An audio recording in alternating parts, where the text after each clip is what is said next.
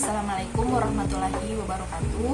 Perkenalkan, nama saya Sri Ismiati Latif, kelas 7C, jurusan Bimbingan dan Konseling, Fakultas Ilmu Pendidikan, Universitas Negeri Gorontalo.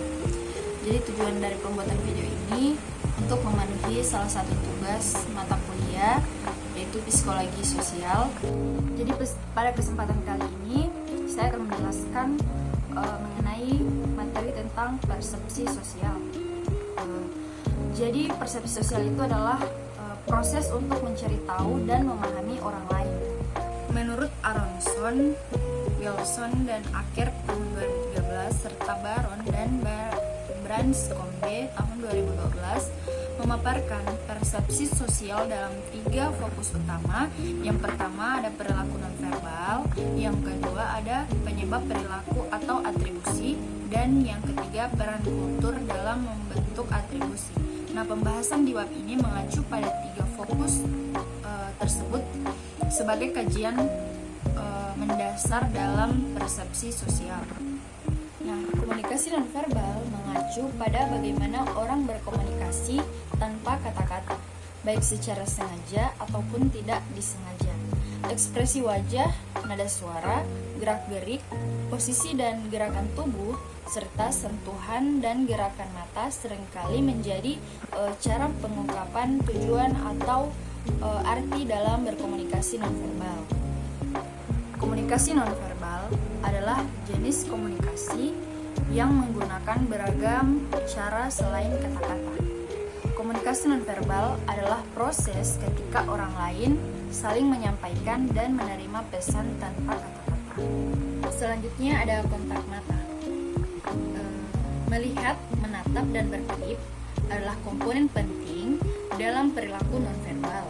Ketika kita menyukai sesuatu, kedipan mata pun cenderung meningkat dan pupil kita melebar. Saat menatap orang lain, mata bisa menjadi kompas beragam emosi termasuk emosi negatif dan rasa tidak suka hingga ketertarikan. Cobalah mengingat kembali atau bayangkan ketika kita berbicara dengan seseorang yang menggunakan kacamata hitam. Ada kemungkinan kita merasa kurang nyaman karena ada yang hilang. Kita tidak bisa melihat sorot mata lawan berbicara sehingga muncul keraguan apakah orang tersebut memang sungguh-sungguh dengan perkataannya atau tidak. Meski kesungguhan ini dapat kita nilai melalui nada suara, tetapi seperti pepatah yang mengatakan bahwa mata adalah jendela hati. Nah, kita akan lebih yakin ketika melihat sorot mata lawan bicara kita. Oleh karena itu, kita tidak heran jika melalui sorotan mata kita sudah bisa mengetahui maksud lawan bicara, terutama dengan orang yang telah lama kita kenal. Selanjutnya ada ekspresi wajah. Nah, ekspresi wajah sebagai refleksi emosi seseorang tidak bisa digeneralisasi karena ada pengaruh kultur. Contohnya, laki-laki yang tinggal di Eropa Selatan dan Asia cenderung menahan ekspresi secara umum. Sementara itu, baik pria maupun wanita di Jepang, mereka tumbuh dengan belajar menutupi ekspresi beberapa emosi negatif seperti tersenyum untuk menutupi rasa marah atau distres atau tertekan. Senyum sebagai ekspresi emosi juga digunakan untuk tujuan tertentu seperti dalam dunia kerja, yaitu melayani pelanggan. Nah, contoh selanjutnya ada staff, yaitu mereka dituntut untuk tampil ramah dan ceria terlepas dari perasaan yang sedang mereka tutupi atau alami, karena itu disebut sebagai emosi pekerja. Selanjutnya ada intonasi suara. Nada atau intonasi suara juga merupakan salah satu komponen penting dalam komunikasi nonverbal. Di sini kita bisa mengetahui apakah seseorang itu tengah merasakan sedih, senang, atau marah melalui nada suaranya. Nada suara tinggi tidak selalu menunjukkan rasa marah karena bisa pula hal tersebut menggambarkan rasa terkejut dan menyenangkan.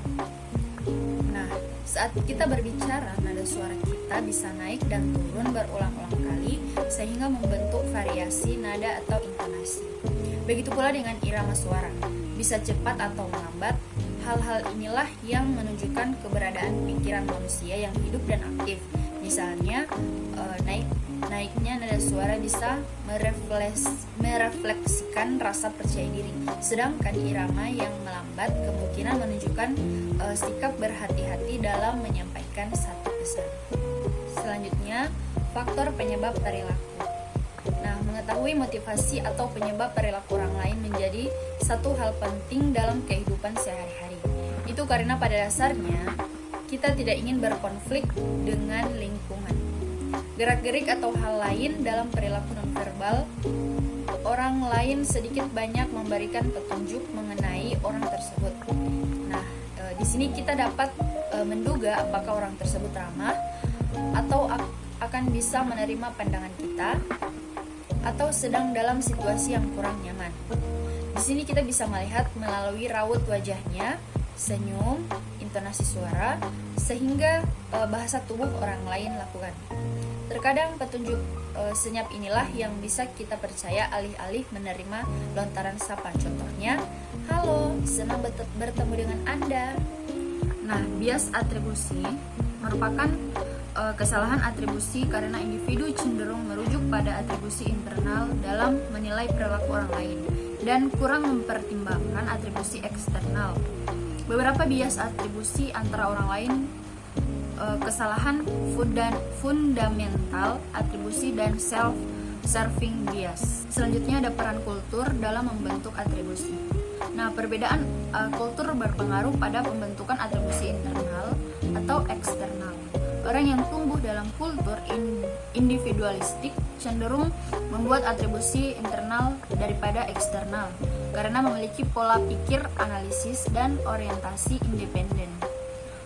Perspektif mereka cenderung melepaskan konteks dari individu.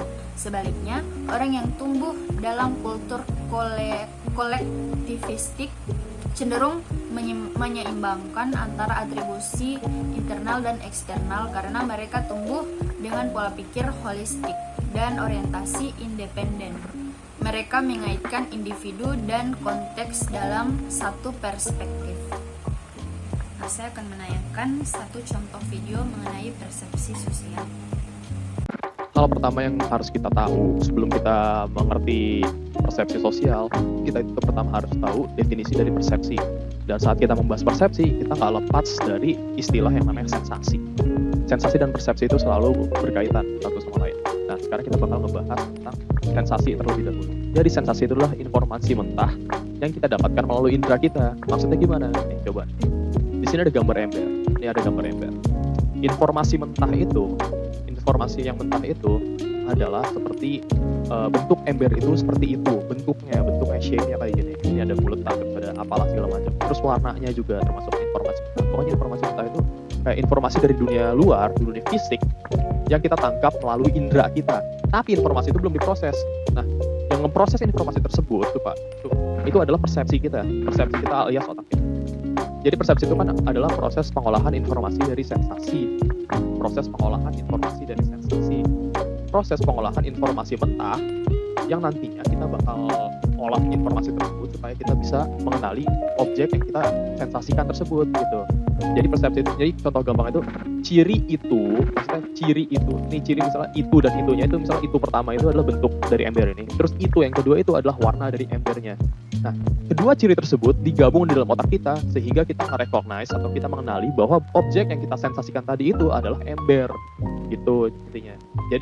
Jadi ingat aja kalau sebenarnya sensasi itu adalah penangkapan informasi mentah yang kita dapat dari dunia luar, informasi mentahnya aja. Karena persepsi itu adalah proses pengolahan informasi dari luar tersebut. Nah, jadi dari penjelasan tentang sensasi persepsi tadi kita bisa menyimpulkan bahwa persepsi sosial itu adalah studi tentang bagaimana kita mempersepsikan dan membuat kesan terhadap orang lain. Jadi kayak intinya persepsi tapi dalam situasi sosial doang.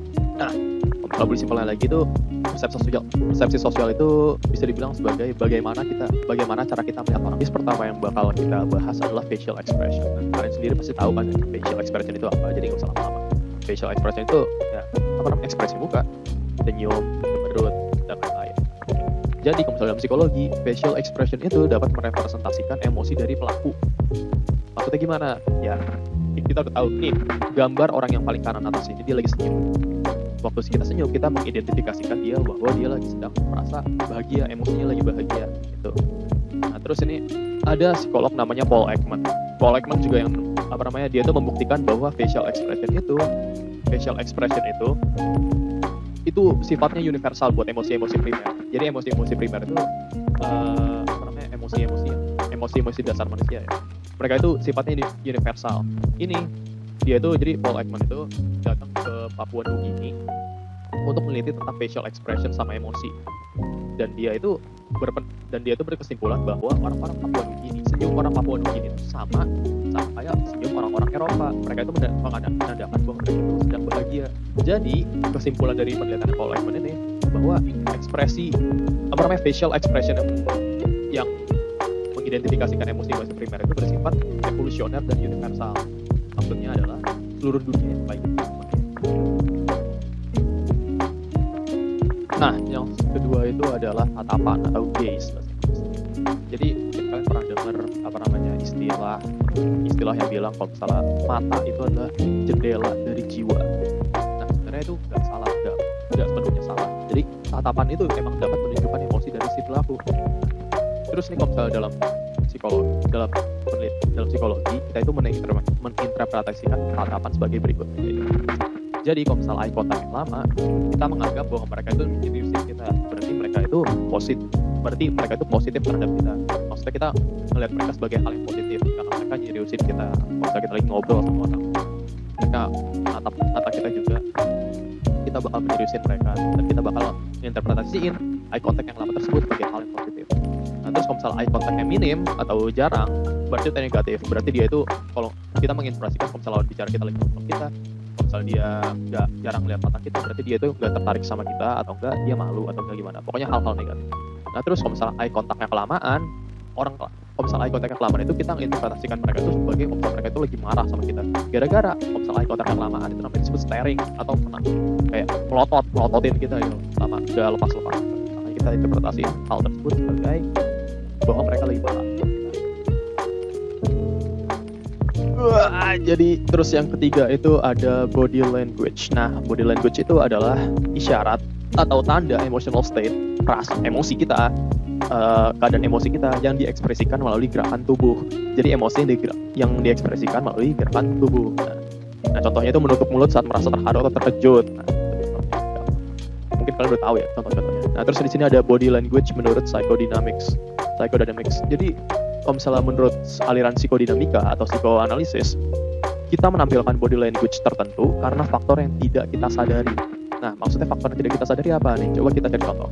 Saat berbohong, kita cenderung untuk menaruh tangan di sekitar mulut. Kenapa begitu? Karena ada urge dalam diri kita bahwa kita tahu kalau misalnya kita itu berbohong. Ini menurut psychodynamics ya. Ini menurut psychodynamics, belum tentu ini benar, tapi cuma ini menurut psychodynamics gini. Jadi saat kita berbohong, kita tahu kita melakukan sebuah hal yang buruk. Lalu in a nutshell, kita itu ingin menghentikan perilaku kita yang buruk itu, yaitu berbohong. Makanya tangan kita kita taruh dekat mulut kita. Itu kenapa kita taruh dekat mulut kita? Gara-gara waktu masih kecil, misalnya waktu kita masih kecil, kalau misalnya kita ngeliat anak kecil lagi berbohong, mereka itu nutup mulut mereka secara langsung. Kenapa mereka menutup mulut mereka? Gara-gara mereka ingin menghentikan tindakan mereka nggak enak dalam berbohong. Dan kebiasaan itu terbawa sampai seseorang tersebut dewasa. Dan saat dewasa, mereka itu nggak secara eksplisit langsung menutup mulut mereka, tapi mereka itu mengalihkan perilaku tutup mulut tersebut dengan cara misalnya menggaruk-garuk ujung bibir gitu. Tapi padahal inti gerakan tersebut sama gitu. Itu menurut psychodynamics ya. Bener apa enggak? Tapi mungkin bener no. Terus yang keempat ada bau atau scent. Nah, jadi scent itu juga bisa dijadikan sebagai salah satu alat dalam komunikasi nonverbal. Nah, misalnya ini ada eksperimen menarik dari Miller dan Manner. Ini mereka siapa? Pokoknya mereka ilmuwan. Nah, terus ini jadi ada beberapa pria disuruh mencium bau dari kaos wanita, ada dari 3 kelompok. Jadi yang kelompok pertama itu kaos yang udah dipakai selama berhari-hari sama wanita yang ovulasi. Maksudnya ovulasi itu lagi nggak mens, maksudnya ovum mereka itu lagi siap untuk dibuahin gitu. Itu wanita ovulasi, berarti mereka lagi nggak mens. Terus yang kedua itu wanita lagi nggak ovulasi, intinya ovumnya lagi belum siap ovum mereka masih belum siap dibuahin. Sama yang ketiga itu kaos bersih, yang kaos yang nggak dipakai sama siapa-siapa. Dan hasilnya itu menarik nih. Nah, kita bisa lihat di sini kalau misalnya yang orang jadi setelah mereka nyium bau tersebut, pria-pria tersebut nyium bau-bau kaos tersebut, para ilmuwan itu ngukur level testosteron mereka. Nah, level testosteron itu apa? Kalau misalnya nanya, testosteron itu hormon yang dikaitkan dengan reproduksi pria.